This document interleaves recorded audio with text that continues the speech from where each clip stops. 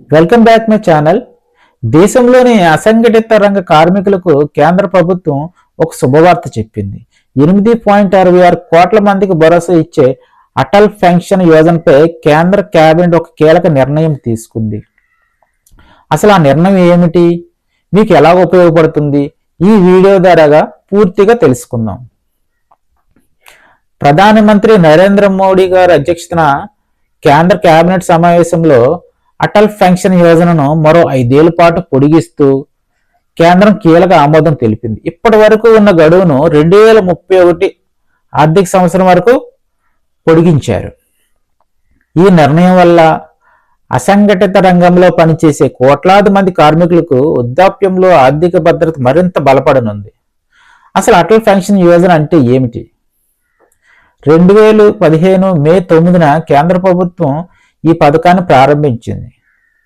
అసలు లక్ష్యం ఒక్కటే, వృద్ధాప్యంలో ఎవరి మీద ఆధారపడకుండా కనీస హామీతో కూడిన పెన్షన్ అందించడం దీని ప్రత్యేకత.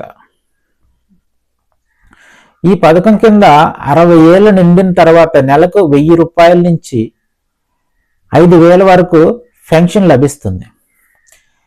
కేబినెట్ నిర్ణయంలోని ముఖ్య అంశాలు ఏంటంటే, ఈ పథకం 2030-31 ఆర్థిక సంవత్సరం వరకు కొనసాగించబడుతుంది.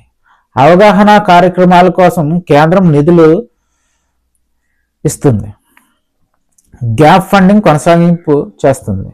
గ్రామీణ ప్రాంతాల్లో మరింత విస్తరణ చేయడం ఈ కేబినెట్ నిర్ణయంలో ముఖ్య అంశాలు.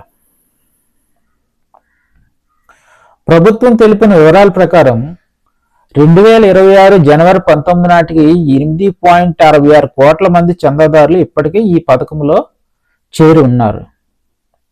ముఖ్యంగా గ్రామీణ ప్రాంతంలోని కూలీలు, చిరు వ్యాపారులు, పారిశుద్ధ కార్మికులు, సాధారణ కార్మికులు, అసంఘటిత రంగ కార్మికులు ఈ పథకం ద్వారా నేరుగా లబ్ధి పొందుతున్నారు. ఈ పథకంలో చేరాలంటే కనీస వయసు 18 నుంచి 40 ఏళ్ళ మధ్య ఉండాలి. పోస్ట్ ఆఫీస్ లేదా బ్యాంకులో సేవింగ్ అకౌంట్ ఉండాలి. ఆధార్ కార్డు ఉండాలి. మీకు సొంత మొబైల్ నెంబర్ ఉండాలి. మీరు ఎంచుకున్న ప్లాన్ బట్టి 60 ఏళ్ళ తర్వాత 1000 రూపాయలు కానీ, 2000 కానీ, 3000 కానీ, 4000 కానీ, హైయెస్ట్ 5000 వరకు పెన్షన్ వచ్చే అవకాశం ఉంది. అదే కనుక మీరు చిన్న వయసులో కానీ ఈ పథకంలో చేరినట్టయితే నెలవారీ ఈఎంఐ, నెలవారీ చందా తక్కువగా ఉంటుంది. వృద్ధాప్యంలో గౌరవంగా ఆత్మవిశ్వాసంతో జీవించడానికి అటల్ పెన్షన్ యోజన అనేది ఒక గొప్ప వరం. కేంద్ర ప్రభుత్వం తీసుకున్న తాజా నిర్ణయంతో మరిన్ని కోట్ల మందికి సామాజిక భద్రత బలపడనుంది.